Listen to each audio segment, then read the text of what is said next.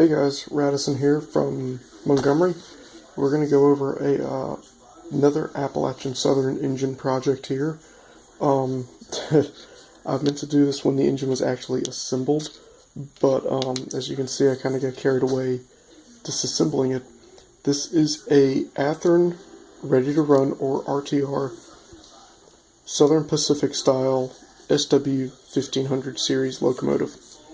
And I'll explain what sets it apart from other standard 1500 series engines. Disassembling the engine, first off, was extremely easy. A lot of people are very afraid to disassemble these RTR engines because of the amount of detail that's in them. But it was extremely easy to disassemble, and the pieces came off. I might have had one or two pieces that I had to force out.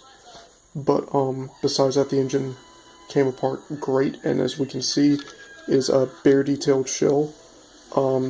There's a few details on the front pilots that I did not feel comfortable removing, but that doesn't bother me. That the bell will be the same base color as the engine itself, so I left it on, and the air tanks will stay on also.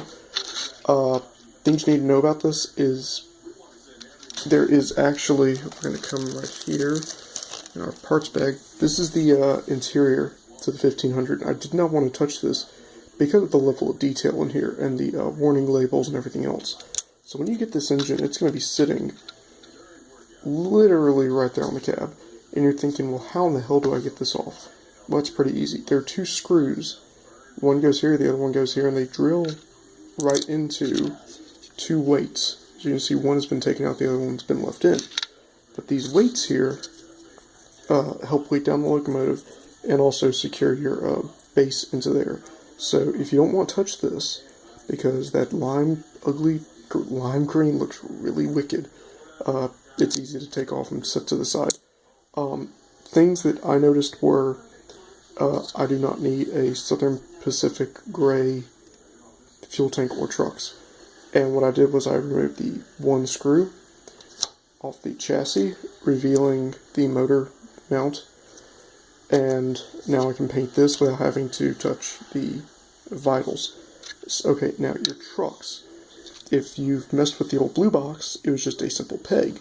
Well, it turns out on these RTR models, it's just a simple peg holding these in. So it's extremely easy to remove these, repaint them, weather them, put them back on, weather your wheels, do whatever you need to. The wire mesh screen, as you can see, it's already in Conrail blue and it's been painted black. It was extremely easy to remove this, so I can reinstall it after, because I didn't see a need airbrushing this little itty bitty piece here. Now, let's discuss what sets this thing aside. As you can see, the cab and the front end have a weird light. Well, what goes here is another set of these lights, and then in the center was a gyro light, same for the cab. A lot of the SPs that you see today, the gyro light has automatically been removed. They don't really use gyro lights anymore because they have ditch lights or beacons, so the gyro light is obsolete in a lot of modern short lines. I know Mississippi Export Railroad still has an engine with the gyro light, but Appalachian Southern, we wouldn't be running that. So what I did was I took them off and put a strip of styrene in there to each one, sanded the strip before I glued it onto the shell because I wanted to make sure it had good contact. And then the marker lights, same for the cab, I used a fresh X-Acto blade. This is I think this is a number 7 blade, I'm not 100% sure. And then I used a sanding stick, and I carefully took them off and sanded them, and now it's ready. Now, the other thing you can notice on the cab is okay, there we go. You'll notice the windshield wipers are still in there. Well, the window wipes, I wanted to leave them in there because they are a bitch to reinstall. Same for the sunshades. I've done it before. Oh my god, it was horrible. So I went ahead and left them on. I'll paint them silver once it's done. But here's the paint scheme. The whole engine will be Conrail blue. Where this red striping is right here, that will be white. Where the red is right here, that will be white. That will be black. The rest of the hood will be blue. This part will be black. The whole cab will be Conrail blue, and the roof will be white. Of course, your fuel tank and the trucks will be matte black.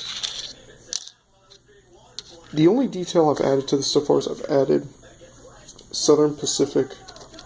I've added SP Rebuild ditch lights from Detail Associates, and they are non-operating, yes, but that might change with fiber optics pretty soon. So, but this is actually the only place on this, unless I did pilot mounted, which to me these frame mounted ones look a whole lot better, and the width of them looks a whole lot better. Now I haven't done the front yet because I actually ran out of them. So when I go to the hobby shop in the morning, they should have a set in stock, and I'll pick them up and I'll go ahead and glue one here and one here. But yeah, that's basically it. The number on this engine will be 220, I think, 220 or 211, and then it will have just ASRR on the side here. I want to do a very basic switch design. The air tanks at the bottom here will be painted black. It'll be nicely weathered, and you know, I'm looking forward to it. You know, I've got one thing of Conrail blue here. My last piece of my last bottle of polyscale Conrail blue, and once it goes Conrail blue, we will, and by we I mean my buddy Alex and I, will throw a DCC decoder in it, possibly a sound decoder. We'll probably go micro sound decoder, something like a cell phone speaker, and a Digitrax sound decoder, something like that. And it'll be set for service on the ASRR. Other engines we're working on currently is a Kato SD40 snoot nose and two B40-8s. And then I'm going to take a break from the engines for a while because that'll give me 6 engines total in the roster. I'm going to take a break from engines and rolling stock for a while, and I'm going to go into actually finishing up bench work, starting track work, and things of that nature. So, you know, just stay tuned, and when you see this update on Sunday night, you will see a brand new engine sitting in front of you, and we will start the reassembly process video, which I'll actually do a reassembly video, because as you notice, all the handrails are gone. Another nifty little tidbit of info is when doing this, keep a parts bag. Just a tiny little Ziploc bag will do, because there's a ton of little parts in here that I do not want to lose. So, you know, that's a little piece of advice. But thanks, guys. Have a nice day.